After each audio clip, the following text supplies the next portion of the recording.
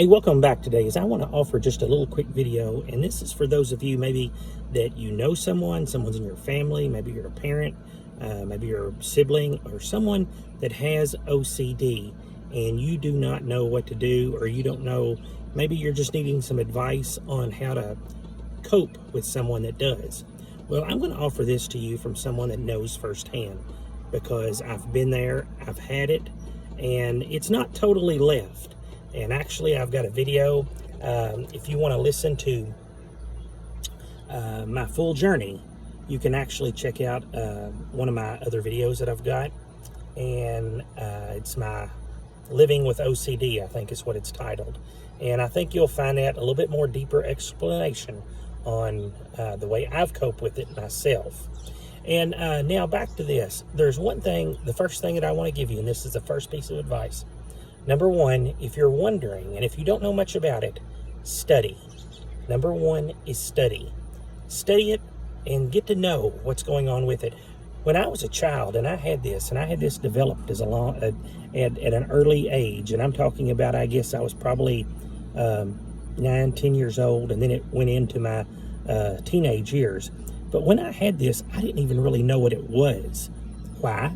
Well, back then there was no internet, there was no cable TV for me, basically where we lived. And so actually cable TV in general was very rare. So really people had to get their information from libraries, the encyclopedias, those type of things. So, you know, there wasn't that much information about it. And so I didn't know, I didn't share it with my parents because I didn't know what to share. I didn't know what to tell them was going on with me. But today, there's a lot of ways that you can learn about it. You can Google it, look it up on YouTube, and you can understand it a whole lot better. You can understand today, there's a lot of people that have the wrong misconceptions of OCD. They think maybe it's just a neat freak, etc. And there's a lot of times I'll hear someone say, "Oh yeah, I've got OCD. I just got to make sure my kitchen's clean before I leave afternoon or something." You know, but that's not what we're talking about. We're talking about the severe form of OCD that traps, that binds, and that has someone feeling like you're bound and you cannot continue in life. This is things it actually does. There's a cleanliness part of it. There's a germophobia part of it. There's intrusive thoughts, bad thoughts that you just cannot get out of your head part of it. There is a numbers sequence part of it that plays with your mind. There is a just right OCD. And I've suffered from more than one of these. And as I said, there's parts of it. It's not like it was with me as a kid, but it has actually come back to where I still have some things flare up. And a lot of times it might be, as you study, you'll see, it's not got anything to do with a lot of times somebody being crazy or whatever. A lot of times it's got to do with maybe something has happened emotionally, something has happened to that maybe child emotionally, or maybe even an adult, you know. And I look back, and it could be hereditary too. And I look back now and I see things that happen in my life that I think, you know, that could have played a part in, you know, me getting OCD. They was major events that happened in my life. And then, as I said, it left me for a long time. But then there was some things started happening to me and my family in general, the loss of loved ones, that some of them was surprises come out of the blue. And these were sudden shocks that I think triggered the OCD to come back. But I'm still getting through it, and I'm still getting by with it with the help of God and with my family and friends and people that support me. But so the first thing I want you to do is study. Get to know it, get to see what it is, and understand that the person is not crazy. Understand that it is a severe problem. It's a problem that has that person bound. And a lot of times, you don't know what a problem is like if you don't have it. You don't understand it. Well, this will help you understand it to a point, even though you still will not know it in full force, because unless you've experienced it, you don't know it. But it will give you an idea of what this person is going through. For an example, someone might come in and they might tell you they've got a severe headache, and they'll say, "Can you turn the TV down?" Well, you don't know what their headache feels like. You don't know the pounding that's going on in their head. But because you understand they do have a headache, you might turn the TV down so the noise won't be as loud.